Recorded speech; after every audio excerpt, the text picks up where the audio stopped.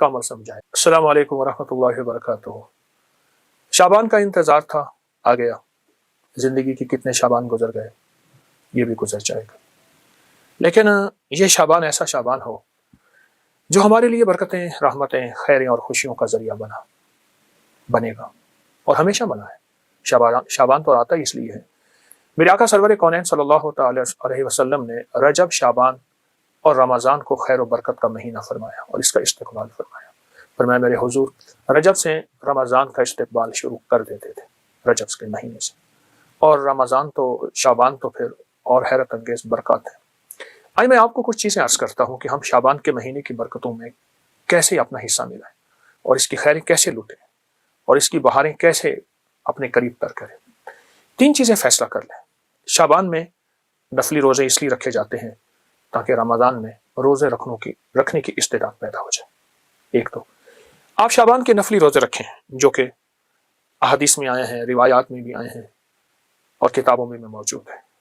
लेकिन जितने भी आप नफली रोज़े रख सकते हैं रखें।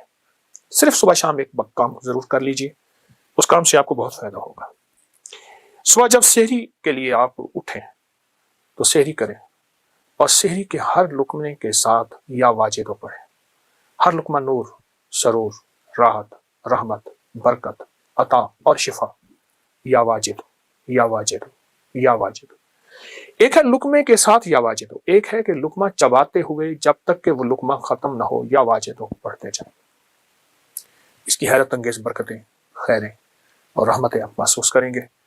और या वाजिदों के बारे में यहाँ तक आता है कि जो ये रोज़े के दरमियान पढ़ता है और रोज़े का खाना सहरी हो या इफ्तारी, और सहरी के वक्त चूंकि अल्लाह की मोहब्बत और करम बहुत उरूज पे होता है तो उसकी नस्लों में बरकतों के दरवाजे खुलते हैं और उसकी नस्लों में खैरों के दरवाजे खुलते हैं और उसकी नस्लें तंगरी पाती हैं।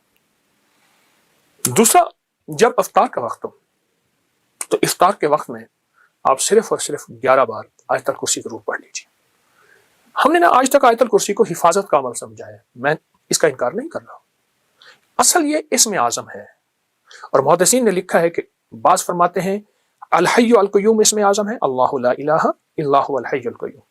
और बाज़ मुहद्दिसीन के मुशाहिदात तजर्बात हैं कि आयतल कुर्सी की आखिरी आयत व हुवल अलियुल अज़ीम, अल अलिय्यु अल अज़ीम, ये इसमें आज़म है। सिर्फ 11 बार आयतल कुर्सी पढ़ लीजिए, जो मुराद हो, जो मुश्किल हो, जो नाकामी हो।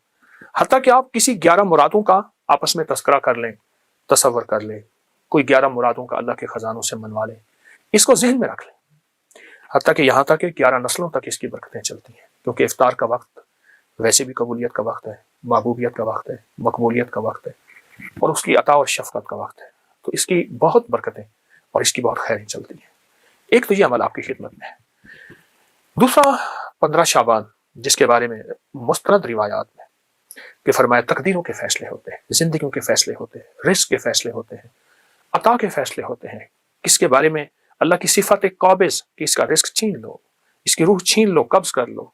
और किसके बारे में मेरे रब की सिफत बासित, वसी कर दो और वसी कर दो। और अल्लाह की सिफत वासे, रिस्क वसी कर दो, सेहत वसी कर दो, इज्जत के ताज पहना दो। तो 15 शाबान में एक मुस्तनद और मसनून अमल है, वो है सलात व तस्बीह का। उसको बहुत ज्यादा तवज्जो दें। अगर एक दफा पढ़ लें सलात व तस्बीह, पर पढ़ें ऐसी कि हर रुकन में आपने जो तीसरा कलमा पढ़ना है सुभान अल्लाह। एक है, देखिए, एक है सुभान अल्लाह, अल्हम्दुलिल्लाह, वला इलाहा इल्लल्लाह, वल्लाहु अकबर, वला हौला वला कुव्वता इल्ला बिल्लाहिल अलिय्यिल अज़ीम। ठीक है।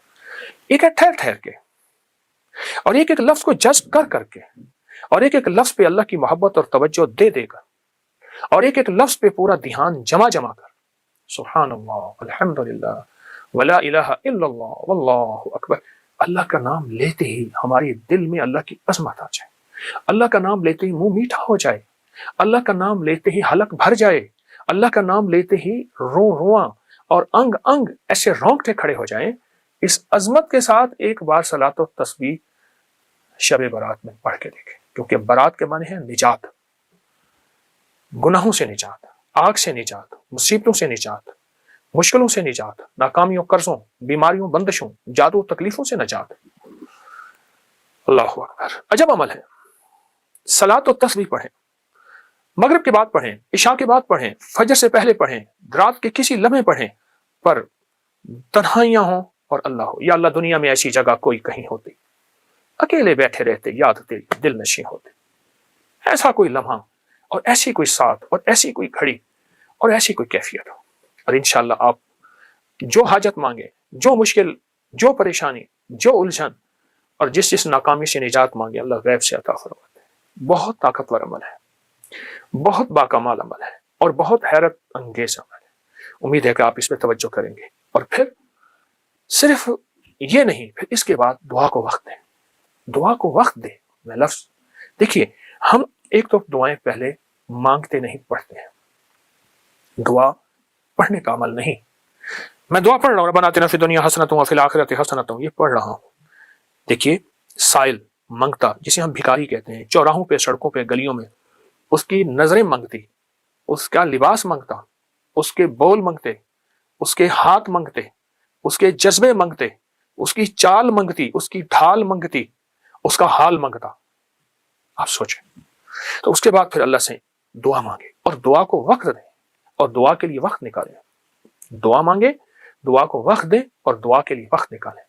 اب صلاۃ و تسبیح کے بعد ایک عمل آپ نے کرنا ہے. 11 بار ربنا آتنا فی الدنیا حسنۃ وفی الآخرۃ حسنۃ وقنا عذاب النار. 11 بار استغفر اللہ الذی لا الہ الا هو الحی القیوم واتوب الیہ. اور 11 بار آپ نے تیسرا کلمہ پڑھنا ہے، سبحان اللہ والحمد للہ ولا الہ الا اللہ واللہ اکبر ولا حول ولا قوت الا باللہ العلی العظیم. یہ 11 دفعہ عمل کرنا ہے، اور 11 دفعہ عمل کر کے پھر دعا مانگنی ہے، اور دعا کے بعد پھر 11 دفعہ پڑھنا ہے. پھر اس کی قبولیت دیکھیں، مسائل کا حل، مشکلات کا حل، جو من میں مراد رکھیں گے، جو من میں مراد رکھیں گے، جو من میں مراد رکھیں گے، انشاءاللہ پوری ہوگی. یہ بہت طاقتور عمل میں آپ کو شعبان کے مہینے کی عظمتوں اور برکتوں کے ساتھ دے رہا ہوں. ضرور کیجئے. حیرت انگیز برکت اور حیرت انگیز اس کی برکات اور کمالات، اور یہ میرا نہیں، صدیوں سے آزمودہ ہے، صدیوں سے آزمودہ ہے. خود بھی کریں اور اس کو پھیلائیں بھی صحیح. اللہ قبول فرمائے، محبوب فرمائے، مقبول فرمائے، اور انشاءاللہ کرنے والا خالی نہیں جائے گا.